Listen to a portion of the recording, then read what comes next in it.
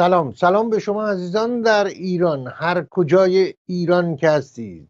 به شما عزیزانی که شب گذشته یکی از سنت‌های خجسته ایرانی، آیین‌های خجسته ایرانی، شب چهارشنبه سوری رو برگزار کردید. علی رغم فشارها و محدودیت‌های نزدیک به 40 ساله حکومت جمهوری اسلامی، حکومت فقیه. سلام به شما عزیزانی که در دیگر کشورها نیز چنین کردید، از اروپا تا آمریکا و کشورهای مختلف آسیایی، از استکهلم تا لندن و پاریس و لس آنجلس و نیویورک و واشنگتن. سلام به شما عزیزانی که بار دیگه تأکید کردید که پیوند شما ما و همه ایرانیان در هر کجای جهان که باشند با سنت‌های شادی آفرین ایرانی ناگسستنی.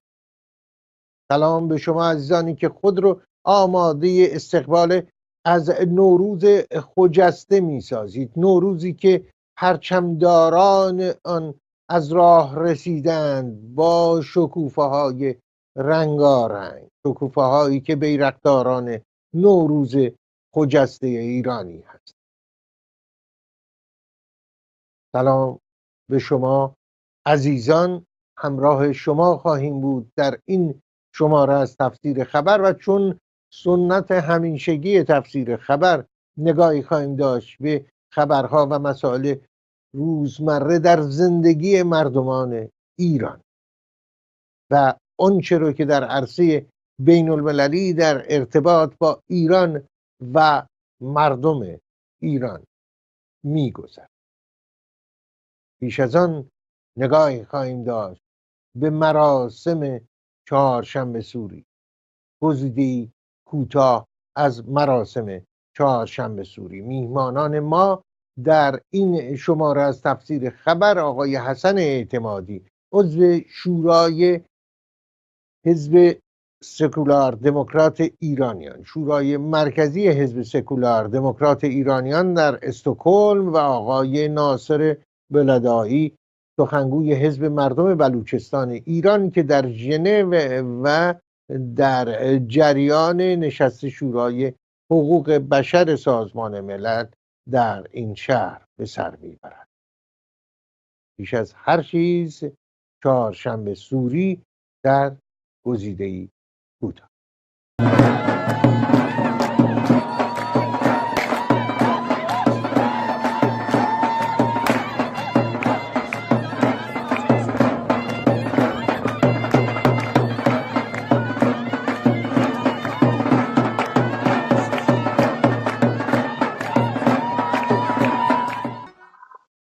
آقای اعتمادی، این راز رو از شما که سالیان سال در خارج از ایران زندگی میکنید، ناظر بودید و ناظر اعمال حکومت بودید در این نزدیک به 40 سال، این راز چی هست که علیرغم تمام تلاشی که حکومت به کار برد از روز اول تا به امروز، این پیوند ناگسستنی موند، زیر ضربات بسیار قرار گرفت، دلبستگی به سنن و آیین‌های ایرانی؟ چهارشنبه سوری، شب چهارشنبه سوری در استکهلم شما، در جای جای دنیا، در لس آنجلس، در همین واشنگتن، در نیویورک، در لندن، در پاریس و جاهای دیگه، علاوه بر سراسر این راز در چی هست؟ جناب چالنگی، به نظر من این سوال بسیار سوال با اهمیتی است و قطعا پرداختن به اون از زوایای گوناگون باید حتما بررسی بشه و تو یک برنامه به هر حال تفسیر خبر که زمان محدودی هم داره شاید امکان پذیر نباشه، ولی من سعی میکنم اون چی که به نظرم میرسه رو خدمتتون عرض بکنم. به هر حال در تمام طول تاریخ چند هزار ساله‌ای که از ایران به طور مداوم باقی مونده، نشون دهنده این است که ایرانیان یکی از ملت‌های بزرگی بودن یا یکی از تمدن‌های بزرگ بشری بودن که همواره با جشن و شادی و با به اصطلاح خرسند بودن از زندگی، از طبیعت و از اون چی که داشتن زندگی خودشون رو گذروندن. اگرچه در طول تاریخ با یورش اقوام بیگانه به این کشور و بیشتر از هر به اصطلاح نیروی دیگری بعد از حمله اعراب به ایران ما مشاهده میکنیم و شاهدین هستیم که اونهایی که مسلط بر کشور ما میشن تلاش میکنن که این فرهنگ کهن که جز شادی پروری و جز زندگی رو ستایش کردن چیز دیگر رو نمیدانستن رو از بین ببرن. اما در طی تمام این سالها در طول تاریخ شاهد این هستیم که تمام کسانی که به نوعی تاثیرگذار در عرصه فرهنگ هستند، شعرا، نویسندگان ما در دوره‌های مختلف از همون آغاز به اصطلاح تسلط اعراب مسلمان به در کشور ما کوشش کرده بودند که در برابر این یورش فرهنگی که به یک معنای دیگه هم میتونیم اون رو تعبیر بکنیم قرار بگیرن و به شکل‌های مختلف اون رو کنار بگذارن.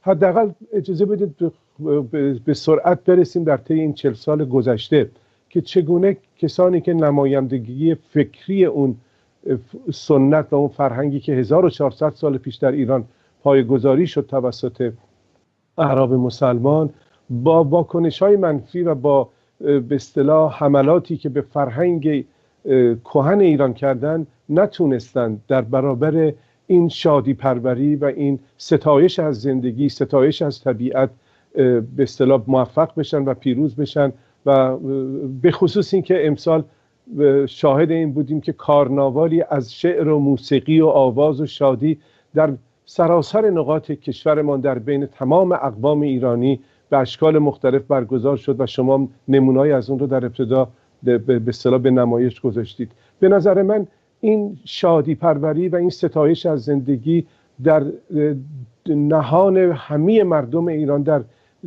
ذهن تمام مردمان ایران نسل به نسل منتقل شده و هیچ قدرتی و هیچ پدیده دیگری خارج از این چارچوب قادر نیست که در برابر این فرهنگ و این سنت شادی پرور و زندگی پرور و ستایش کننده زندگی قرار بگیره.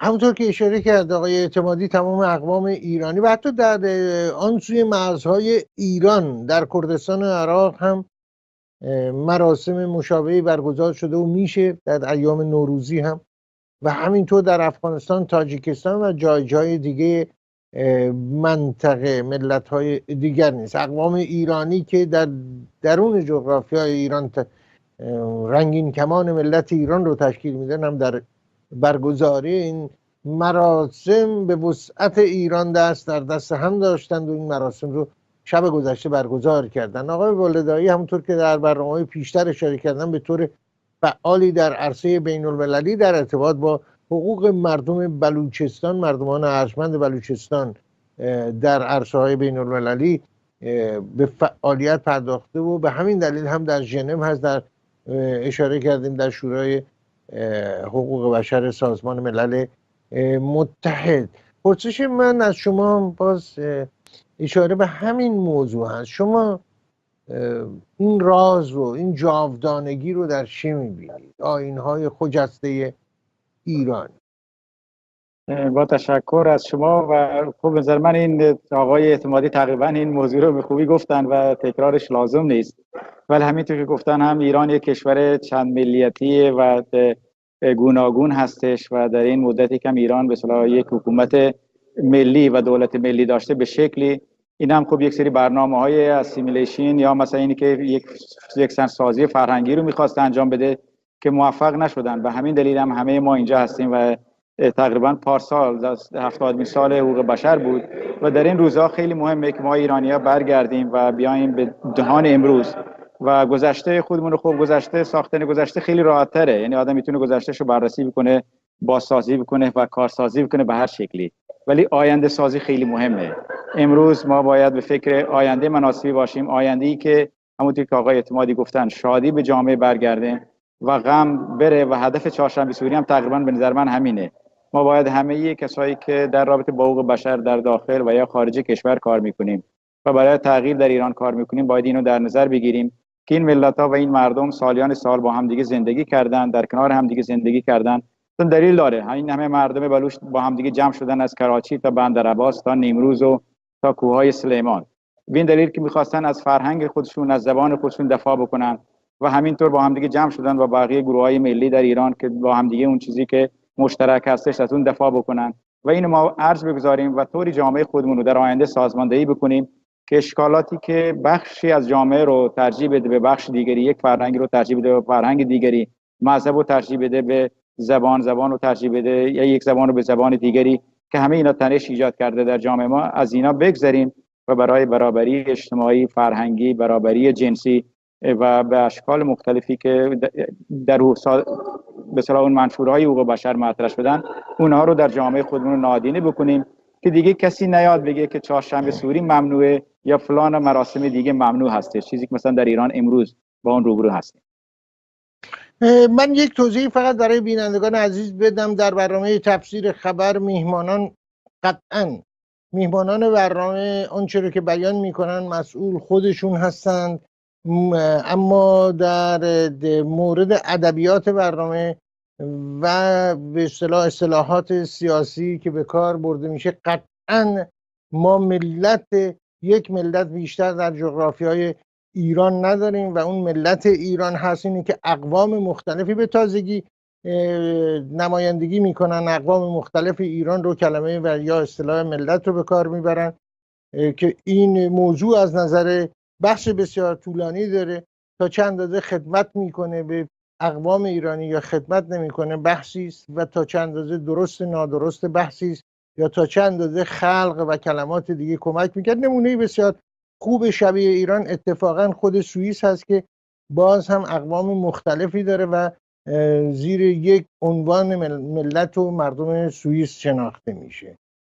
این توضیح رو من در برنامه لازم دونستم. باز هم تاکید میکنم مهمانان برنامه با آزادی کامل نظرات و اصطلاحات خودشون رو مطرح میتونن بکنن، قطعا چنینه، اما و مسئول نیست خود اونها هستن. اما ادبیات و نگاه و توضیح تفسیر خبر به قوت خودش باقی بوده و هست و خواهد بود. اشاره کردیم به چهارشنبه سوری و آیین خجسته‌ای که در راه هست، نوروز ایرانی. من در اینجا مایل هستم اشاره کنم در وبسایت مورخ ارجمند و اندیشمند ارجمند ایرانی، پژوهشگر گرامی ایرانی آقای علی میرفتروس، در این زمینه در مقاله تازه منتشر شده نشونی وبسایت رو میتونید ببینید و مراجعه کنید درباره نوروز به خصوص. در جزء مقالات تازه ایشون هست که بسیار بسیار نکات جالب توجهی درش هست. همراه شما عزیزان خواهیم بود تا لحظاتی دیگر و خبرهای دیگر. یک نکته رو مایل هستم در اینجا توضیح بدم یا بگم، اینکه این نظر وجود داره که آیین‌ها، سنت‌ها در همه جای دنیا خاستگاهشون تمایلات هست و طبیعت و به نحوی از نظر روانکاوی روانشناسای گرامی ارجمند و عزیز بهتر از من میدونن که تا چند اندازه وابسته هست به طبیعت انسانی. آیین‌ها و سنت‌هایی که در میون ملل مختلف جهان، اقوام مختلف جهان رایج هست و اینها شکل و شمایل و محتواشون، شادی و غمشون چگونه خلق میشن، چه انگیزه هایی باعث خلق اونها و صیقل یافتنشون در طول تاریخ شد. آیین‌ها و سنت‌های ایرانی رو که نگاه کنیم، مثل بسیاری از ملت‌های دیگه، آیین‌هایی هستن توأم با شادی. حتی در مراسم سوگواری نیز نشانه‌های شادی دیده میشه در آیین‌های باستانی ایران و بسیاری از ملت‌های دیگر. ورود ساز و دهل به مراسم مذهبی سوگواری نیز خاستگاهی مرتبط با همین موضوع از نظر آیین شناسان و سنت شناسان داشته و داره. اما از این موضوع که بگذاریم که نخواهیم گذشت، در راه است نوروز حتما و نوروزهای خجسته دیگر نیز، موضوعاتی هم که به شکل آیینی در اومده به نحوی آقای اعتمادی، مسئله فساد مالی هست. الان در شرایط کنونی به نظر میرسه که اختلافاتی که وجود داره بین گروه احمدی نژاد و گروه لاریجانی ها و به زندان رفتن حمید بقایی منجر شده، خیلی ها بر این نظر هستن که ریشش در اینه، ریشش در فساد مالی هست، انگشت اتهامی که هر دو طرف متوجه همدیگه کردن. تفسیر شما رو میشنویم. این اختلافات به واقع بر سر چیست؟ عرض کنم آقای چالنگی، این موضوع دعوای بین این دو جناب و به خصوص موضوع مربوط به بازداشت آقای بقایی یک بار دیگر از یک راز همیشگی که در بین جناح‌های حکومت اسلامی وجود داشته رو پرده برمی‌داره و اون این استش که اینها علی رغم افشاء برخی از مسائلی که بینشون موجب دعوا و اختلاف هست رو تا یه حدی بیان میکنن ولی از حد دیگری پیش نمیرن. به طور مثال همونطور که میدونید یکی از اتهامات اخیر آقای بقایی برمیگرده به شکایتی که از طرف سپاه قدس صورت گرفته و گفته شده که چندین میلیون یورو در اختیار آقای بقایی گذاشته شده بود که این پول در اختیار رهبران کشورهای افریقایی قرار بگیره و سپس گفته میشه بازم از طرف مقامات سپاه قدس که آقای بقایی این پول رو به سران کشورهای افریقایی پرداخت نکرده و در اختیار شخصی خودش داشته. خب آقای بقایی این مسئله رو رد میکنه و پیش از اون هم حتی مدتی قبل این موضوع باز مطرح شده بود و آقای بقایی خطاب به آقای سلیمانی، سردار سلیمانی گفته بود که ثابت بکنید با اسناد و مدارک که این پول رو به من دادید. آقای سلیمانی پاسخی نداد ولی یکی از سرداران سپاه از معاونین آقای سلیمانی مجددا تاکید کرد که این پول در اختیار آقای بقایی به عنوان یکی از معاونین اجرایی به اصطلاح آقای احمدی نژاد قرار گرفته بوده. اکنون این به اصطلاح اتهام به عنوان یک اقدام تازه است برای بازداشت آقای بقایی. اما اون چی که به نظر میرسه چیه جناب چالنگی؟ به نظر من فکر میکنم که هر دوی این جناح‌های حکومتی تمام این محافل قدرت در طی تمام این سالها از انجام چنین کارهایی در غارت ثروت مردم ایران کوتاهی نکردند و اینکه آقای بقایی احمدی نژاد مرتب این روزا ادعا میکنن و در گفتگوهای خیابانی خودشون در بین مردم مطرح میکنن که دستگاه قضایی بیاد همه این مسائل رو مطرح بکنه تا ما هم پاسخ بدیم. حتی میگن دادگاه آقای بقایی رو علنی بکنید تا ما پاسخ بدیم. سوال اینه که چرا دستگاه قضایی این مسئله رو علنی نمیکنه؟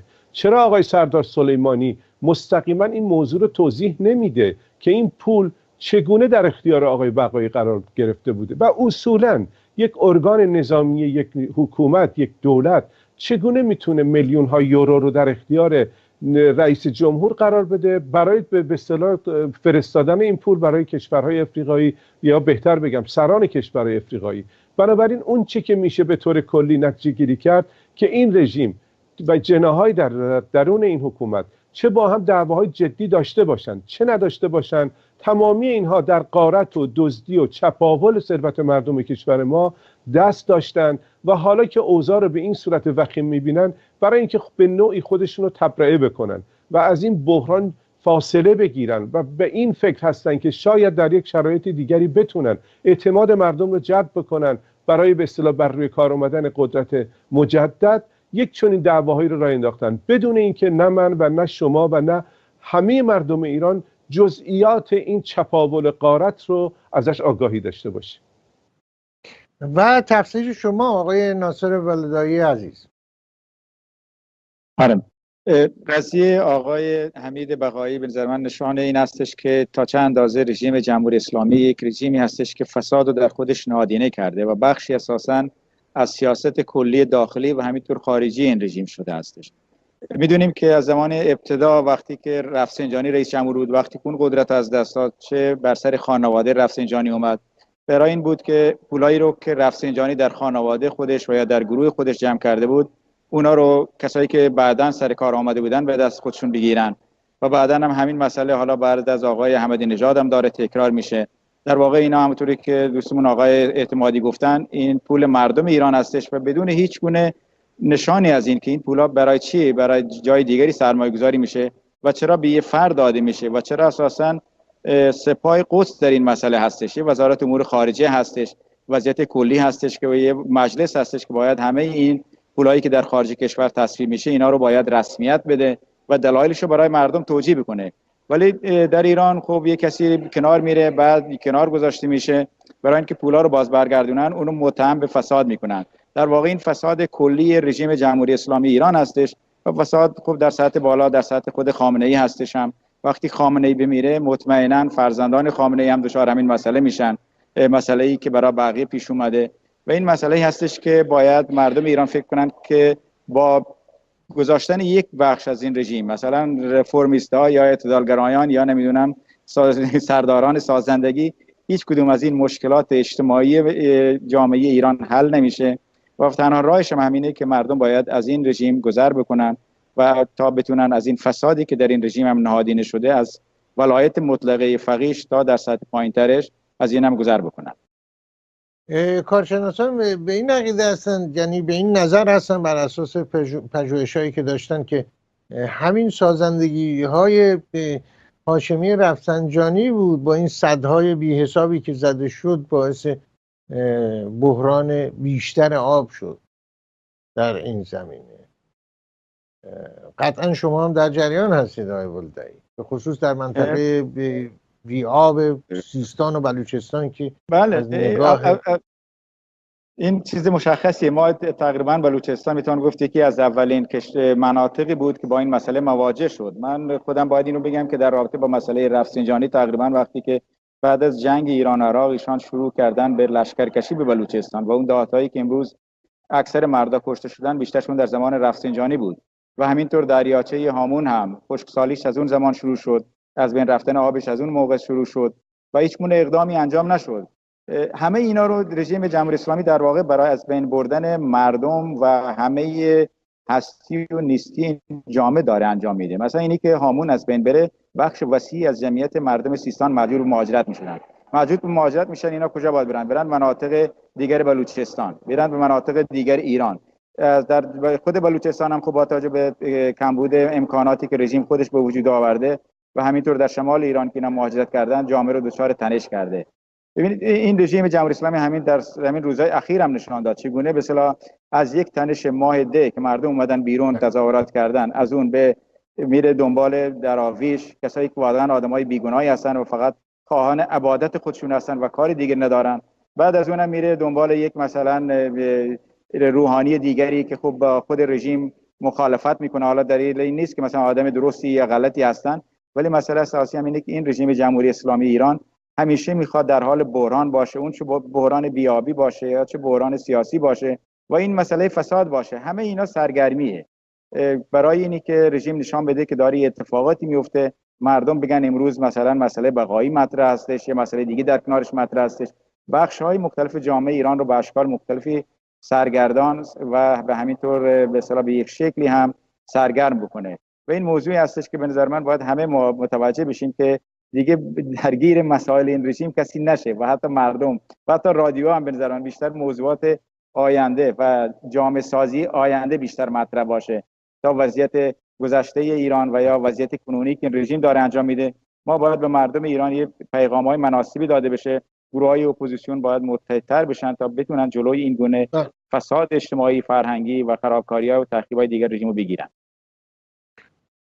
اون چرا که اشاره کردن در مورد سیستان و بلوچستان، مردمان ارجمند منطقه، مردمان ارجمند سیستان و بلوچستان در حکومت ایران خب محرومیت‌های بسیار بسیار زیاد داشتن و این محرومیت‌ها و دامنه اون به سراسر ایران البته کشیده شده در کنار چاهای نفت در خوزستان، در مسجد سلیمان، اهواز، آقاجری، هفتگل و بقیه منابع نفتی ایران هم متاسفانه شاهد فقر رو به گسترشی بودیم. از 23 بهمن ماه 57 تا به امروز در آستانه نوروز خجسته‌ای که در راه هست. زمانی بود این بیت رایج در ادبیات روزمره مردم که هر که آمد عمارتی نو ساخت، رفت آن را به دیگری پرداخت از سعدی، و اشاره به ناپایداری جهان.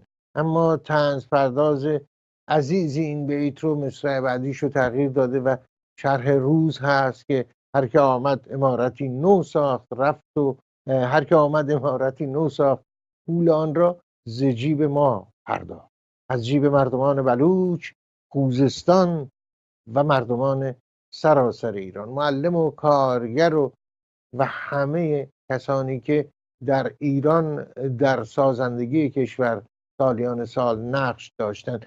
گوشه ای از اعتراضات کارگران رو با هم میشنویم و میبینیم. حسین حسین شعارشون و زبان خود اونها.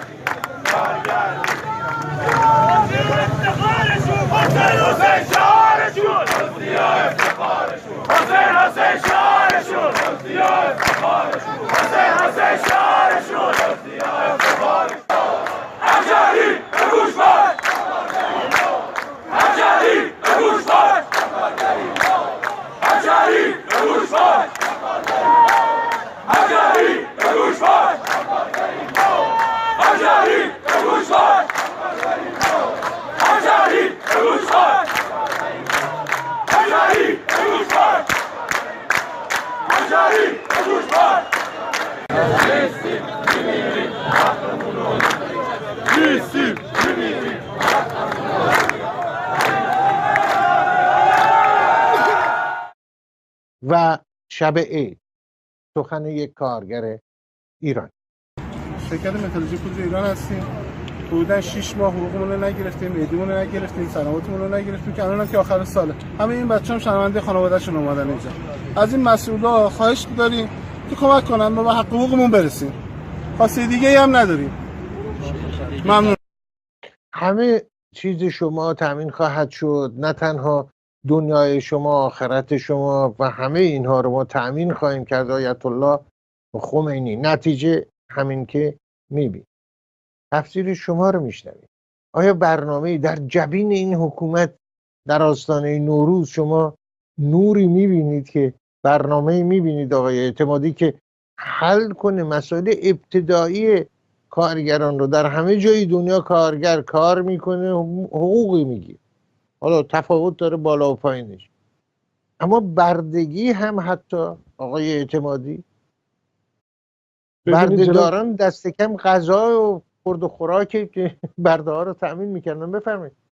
خواهش میکنم. ببینید آقای چالنگی، مسئله به نظرم صورت مسئله که الان در ایران وجود داره تا حد زیادی روشنه. از یک طرف ما بحران‌های داخلی کشور رو می‌بینیم و از یک طرف بحران‌های بین‌المللی و منطقه‌ای رو می‌بینیم که حکومت اسلامی ایران در هر سه این بحران‌ها یک پای اصلیه. یعنی نه در رابطه با بحران منطقه‌ای میتونه پای خودش رو بیرون بکشه، به خاطر اینکه ادامه حیاتش وابسته است به ادامه این بحران، ادامه حمایت از تروریسم، ادامه حمایت از جنگ و خونریزی در عراق، در سوریه، در یمن، در لبنان، در هر کجایی که در منطقه خاورمیانه شما بویی از جنگ به مشامتون برسه، میبینید که حکومت اسلامی ایران در اونجا حضور داره. حضور در جنگ مستلزم به اصطلاح پرداخت هزینه‌های کلانه، هزینه‌هایی که طبیعتاً پول نان مردم ایرانه، تمام همون مردمانی که ما در راجبشون داریم صحبت میکنیم. بحران بین‌المللی با توجه به همین مشکلی که الان سر مسئله بحران هسته‌ای وجود داره، بر خبرهای روز همه در ارتباط با ایران هست در رابطه با همین مسئله که ما میبینیم که آقای ترامپ وزیر امور خارجه خودش رو تغییر میده، رئیس سابق سازمان سیا رو به سر کار میاره و در اولین مصاحبه‌ای که وزیر امور خارجه جدید امریکا میکنه در خصوص مسئله ایران میگوید که این رژیم نمیتونه به این صورت ادامه حیات بده. مردم را ناراضی‌اند، از به اصطلاح از دسترسی به معیشت عادی زندگی و معیشت روزانه خودشون محروم هستند و از طرف دیگه خود شما نمونه‌ای از اعتراضات کارگری، زنان و همه معلمان، همه اقشار و طبقات مردم کشورمان، مردمان روستانشین که به خاطر بی‌آبی سر به بیابان گذاشتن و ما شاهد اون هستیم که حتی در بیابان‌ها حکومت از نیروهای سرکوبگر خودش استفاده میکنه که مردمی که میخوان آب داشته باشن کشاورزی بکنن و این سدهای بی‌رویه‌ای که ساخته شده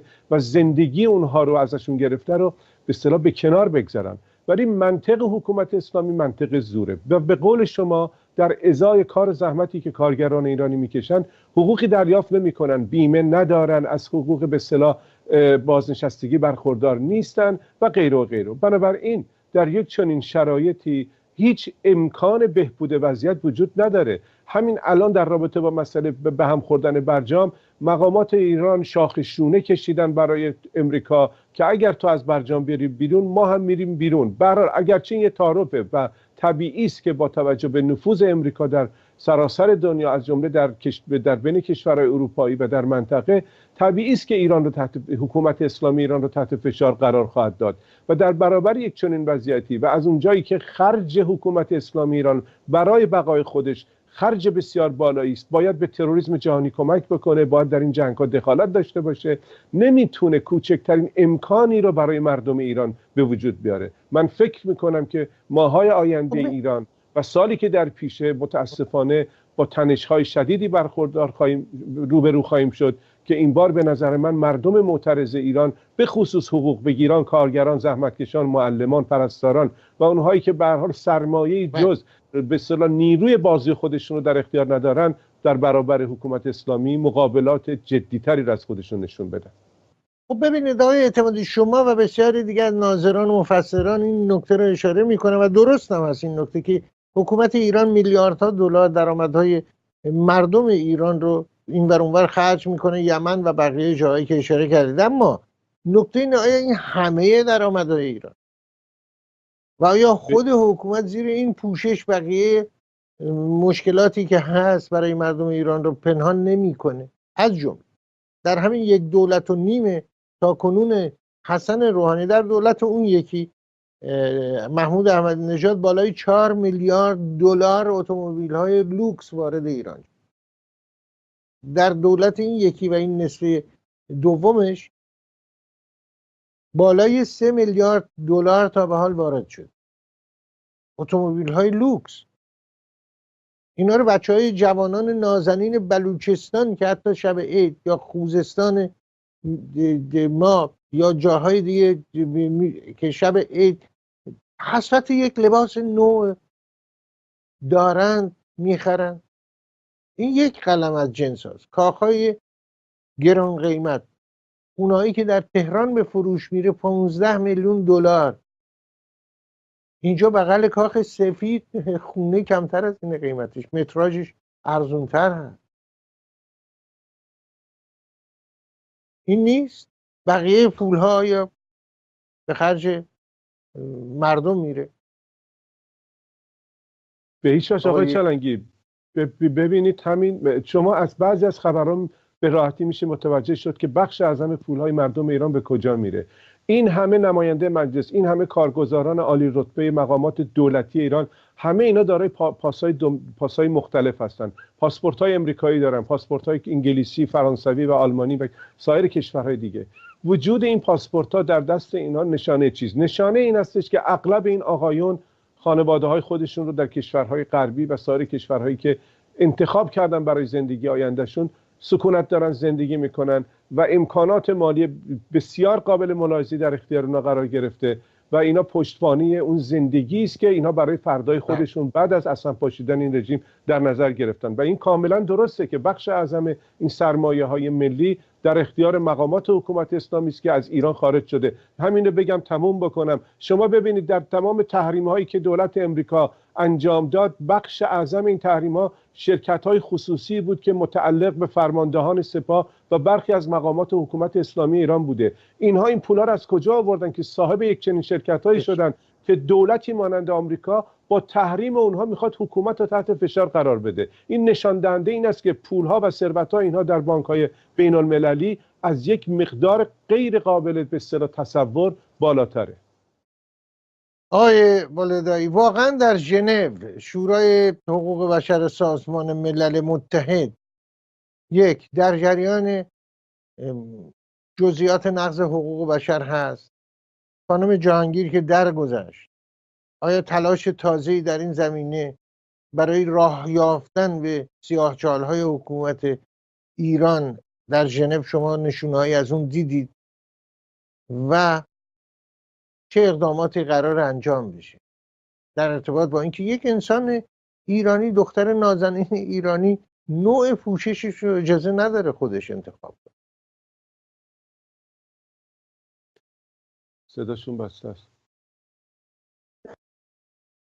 ببخشید. به هر حال امیدوارم صدا هستش فعلا و با از معذرت با اینکه به هر حال اینجا خیلی سر صدا زیاد، همونطور شما قبلا گفتین. این خیلی ناراحت کننده بود و شنیدن این صدا و این وضعیت دختران ایرانی و هر دختری در هر جای دنیا که باشه، هر زن دیگری. در این وضعیت باشه. همینجوری که ایشون قبلا گفتن خب اون آقا روسری نداره و نه کلاه رو سرش گذاشته و نه یه سربندی سرش گذاشته، ولی زن رو مجبور میکنه که این کار رو انجام بده. این چیزی به جز از پدرسالاری و چیزی به جز از نقض حقوق بشر نیستش. به این دلیل هستش که باید همه انسان‌ها از این حقوق زنان ایرانی حمایت بکنن و این حقوقی هستش، حقوق ابتدایی هستش، حقوقی هستش که طرف چجوری بره بیرون. حالا پوشش خوب به هر حال هر کسی بر اساس جامعه خودش ولی به شکل آزادی باید داشته باشه و این حقوق 100% انسانی زن ایرانی هستش. در رابطه با مسئله حقوق بشر در ژنو خب فعالیت‌های خیلی وسیع داره در این زمینه‌ها صورت میگیره. گروه‌های متفاوتی از حقوق بشر، گروه‌های حقوق بشر ایرانی اینجا بودن و خانم عبادی هم اینجا بودن. ما خودمون هم در یک پنل بودیم در یکی از این نشست‌ها و در رابطه با موضوعات مختلفی صحبت کردیم که مسلماً وضعیت زنان، وضعیت کلی اجتماعی ایران، از حقوقی، از مسئله اعدام و حقوق زبانی بقیه ملیت‌ها و حق کودکان با آموزش به زبان مادری و همینطور این موضوعاتی که مثلا در رابطه با دستگیری‌ها، کشتارهای خارج از قانون در مرزهای ایران و اشکال مختلفی اتفاق میفته، همه اینا مطرح شدن و امیدواریم که سازمان ملل متحد کار خوبی رو که انجام داده از قبل داشتن یک گزارشگر ویژه در رابطه با ایران رو داشته باشه. مثلا در رابطه با بلوچستان خب موضوعی که ما خیلی روش مسئله تاکید می‌کردیم، کاری که مثلا سازمان ملل فعلا میتونه انجام بده، مسائلی بودن که مطرح شدن از طرف ما و بقیه گروه‌های حقوق بشری، این تعداد زیادی از در بلوچستان شناسنامه ندارن، یعنی تعداد زیادی از کودکان بلوچ، دختر چه پسر و خیلی از زنان و یا مردان حق استفاده از امکانات محدودی هم که در ایران هستش از طرف دولت این امکانو ندارن که سازمان ملل به ایران به فشار بیاره. این بلوچایی که اونجا سالیان سال زندگی کردن، شاید قبلا خوب در کوه و در دشت‌های بلوچستان زندگی می‌کردن و اهمیتی نمیدادن به مسائلی که در کنارشون میگذشت، ولی حالا خب اینا اومدن میگن ما شناسنامه می‌خوایم. دولت ایران هم بررسی میکنه بعد از حکومت رضاشاه و یا محمد رضاشاه اینا شاید چرا شناسنامه نگرفتن، حالا هم بهشون شناسنامه نمیده. تعداد اینا هزاران نفر هستش و چندین بار هم مسئله خودشون رو مطرح کردن. چیزی بوده که حالا سازمان ملل هم احتمالاً اینو باید مطرح بکنه. این مسائلی هستن که حقوق ابتدایی هستن، یعنی اینکه طرف بتونه جایی میره ازش بپرسه شما کی هستی، بگه شناسنامه من اینه، من شهروند این جامعه هستم، حداقل بگذارن از اونجا بگذره. این مردم بلوچ در ایران خیلی تعداد زیادی، 10,000 نفر این حقو هم ندارن. یکی از موضوعات اساسی بود ما اینجا مطرح کردیم. امیدواریم که همه با هم دیگه در رابطه با مسئله حقوق بشر زمانی حل میشه که ما بتونیم این حکومتی که در ایران هستش و نقض حقوق بشر رو در هر سطحی، هر کسی رو، تو شیعه هستی ولی خب شیعه کامل نیستی، ولایت فقیه اتقان نداری، ظلم میکنه. تو زن هستی چون مرد هستی به تو ظلم میکنه. تو مثلا چیزی کن خودش تعریف کرده بر اساس ایرانی بودن، فارس مثلا یا شیعه یا خود قانون اساسی ایران، تو نیستی، اینو مثلا بر اساس ظلم به تو انجام بده.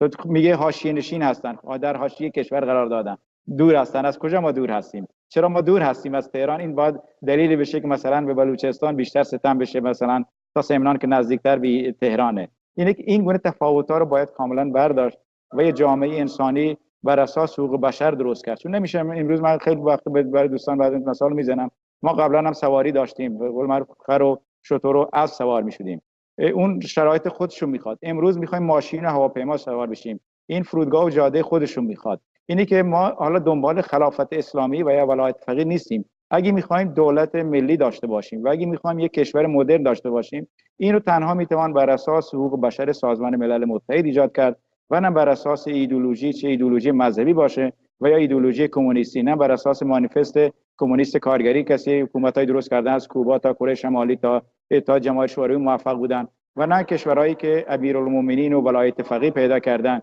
که بر اساس مثلا کتابای مذهبی بخوان دولت تشکیل بدن، نه اونا موفق بودن. بهترین شرایط ایجاد یک دولت مدرن انسانی در جامعه امروزی اگه بخوایم با هم زندگی بکنیم بر اساس حقوق بشر سازمان ملل متحد، یه جامعه لیبرال دموکراتیکی باشه که بتونه مسائل انسان‌ها رو سازگار بکنه.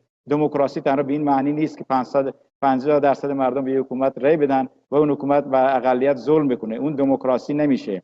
اون دموکراسی یک سری چارچوبایی داره، یک سری به اصطلاح کاتگوریایی داره که 4-5 تاش انوزونا باشن، اون موقع کشور دموکراتیک و لیبرال میشه و میتونه مسائل جامعه رو حل بکنه. این موضوعی هستش که در اینجا در سازمان ملل متحد خب همش مطرح میشه و برای همین هم هستش که سازمان ملل متحد اگرچه خیلی کشورهای که به جامعه خودشون ظلم میکنن و سرکوب میکنن عضو هستن، ولی اون بنیادهای سازمان ملل متحد بر اساس حقوق بشره و این موضوعی هستش که قابل استفاده برای ما هستش. ملت‌هایی که در ایران بهشون ظلم میشه، مردمی که در ایران بهشون ظلم میشه برای ما قابل استفاده هستش و به همین دلیل باید ما اینو منتقل بکنیم، این تفکر منشور حقوق بشر سازمان ملل متحد رو به ایران و اینو نادیده بکنیم. بگیم به همه چیز ایران خب مردم به کتاب‌های مختلف اعتقاد دارن، به ایدئولوژی‌های مختلف اعتقاد دارن، به ناسیونالیست‌های مختلف هم، ولی حقوق بشر برای همه باید باشه.